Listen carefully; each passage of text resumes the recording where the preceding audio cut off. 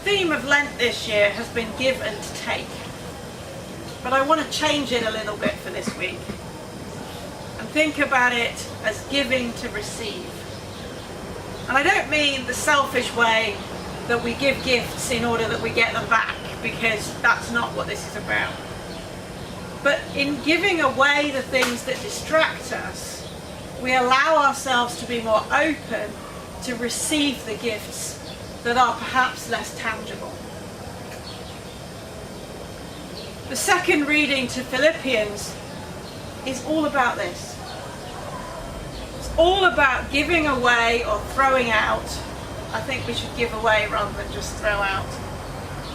All the things that we measure our success by, because those are the things that get in the way of us trusting and listening to what God has to say. That everything is worthless compared to the priceless gain of knowing Jesus Christ. Now, I don't know about you, but I have way too much stuff in my house.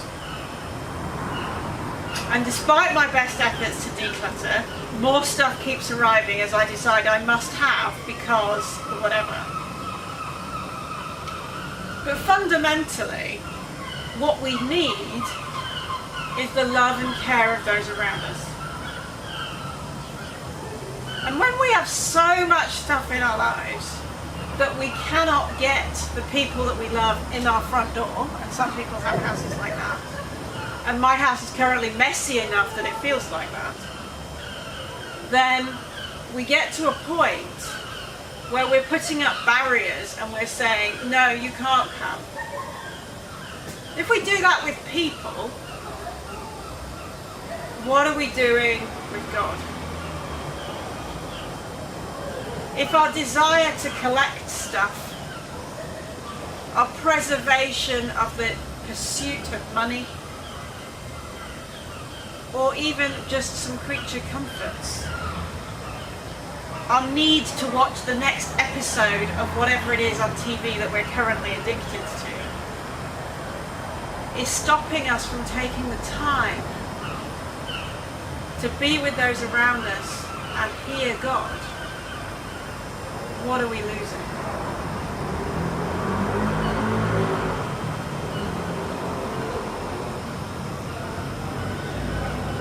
What Paul was saying to the Philippians was, don't count on being good enough, having the right things, having said the right prayers, having shown up at the right meetings. That's not what this is about. Focus on your relationship with God in order for God to be there. And it's not because God isn't there, it's because you're far too busy to hear God. Now, I know I'm really guilty of this. You know, the first thing I do when I wake up in the morning is check Facebook. This is not a good practice for me. I know this. I know that a better practice for me would be to sit up in the morning and pray. And when I get my act together and that's what I do, I feel better and I feel more balanced.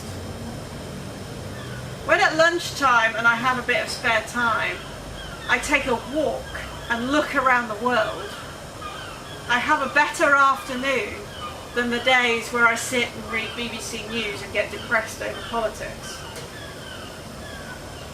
But these are all habits that we fall into so quickly. Whether we're searching Amazon for the latest in our collection, whatever it is that is currently stopping us. Yes, it's not what the Philippians had trouble with. I'm absolutely certain that our current modern day problems are not based in Philippians. Because most of us, it's our addiction to these things. Or some variant of. Whether it's a TV or a computer, it's all the stuff that we're surrounded by here that we consider to be the necessary stuff of life. It's the collection of magazines that we haven't read yet. It's all of those things that sit there and stop us. One of the gifts that this pregnancy has given me is that I had to cut my wardrobe down because I couldn't afford to supply myself with the vast quantity of clothes that I normally have access to in maternity sizes. So instead of spending 10 to 15 minutes in the morning deciding what to wear, it really was a matter of, well, that's clean and it's in my cupboard and it fits. You would not believe the relief that actually brings. And some of us have a uniform that we wear for work, whether it's a prescribed uniform from a company or whether it's the clothes that we always wear to work because that's how we do it. And those are things that actually simplify our lives.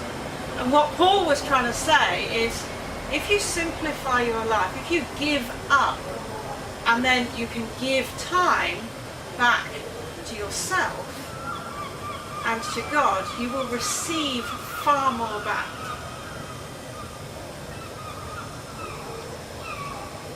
The first passage from John is actually quite similar. And I'm not going to get into the fact that Matthew and Mark have the exact same story but in a different house with different people. So I think there's some question as to whether this is about Lazarus and Martha. But, that's not really the point. The point is that whoever this woman was, she prioritized giving a gift to Jesus over using her resources for something else. She lavished her attention, her time, her care, and her love on Jesus. And despite the disciples, whether it's one or many, depends on which passage you read, saying, but why didn't we sell this and give the money to the poor? Jesus' response was, it was intended that she saved this for my funeral. She is doing this ahead of time because you will not always have me. The moments that we have now is time that we will never get back. And what we choose to do with that time is our most precious gift to those around us, to God, and to ourselves. And if we give that time, and I start with, if we give that time to ourselves, how much more do we receive back? If we take the time to look after ourselves, we generally feel better. If we take the time to do what makes us feel good, we are in a better place. That gift to ourselves multiplies. If we give of ourselves to our friends, our family, then they feel better. I'm very aware, my grandmother is nearly 94, and at some point she won't be with us. I'm not predicting that to be imminent, but there are things that I can do now for her that make a big difference to her life. For Mothering Sunday, I posted her flowers from the company that puts them through the letterbox because she can't get to the door quick enough to deal with the courier that delivers them from Interflora. And she's sent me now 2 emails saying thank you so much. Because she doesn't need vases because she's 94 and she's had a house for a long time and she has a house full of vases. She doesn't need them to be neatly tied up. She knows how to arrange flowers. What she needed was someone to say, I care enough to have thought of a different way to do this for you. My dad hand delivered her flowers before he left the country. She felt appreciated and loved. My uncle will do the same when it comes to May, when it's Mothering Sunday in America and he remembers that it's Mother's Day. He doesn't remember the British one anymore. I'll let him off. It's 40 and a half years since he left the country. So she has many opportunities to have this experience. But it takes the thought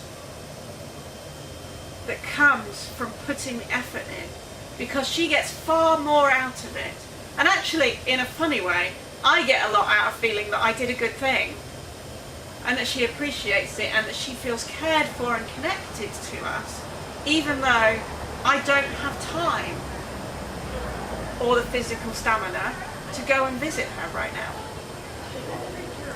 But what she values is that I took the time to find the flowers that she can look at and say, SJ sent those.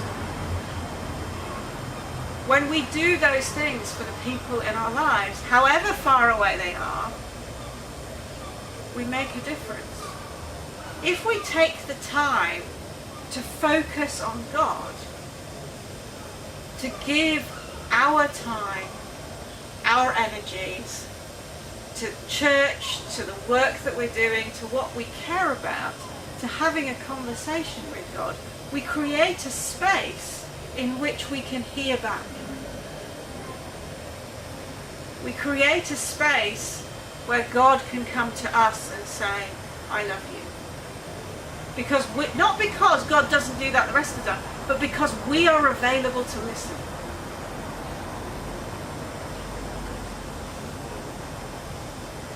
When the John reading appears in Mark, it finishes with, she did what she could.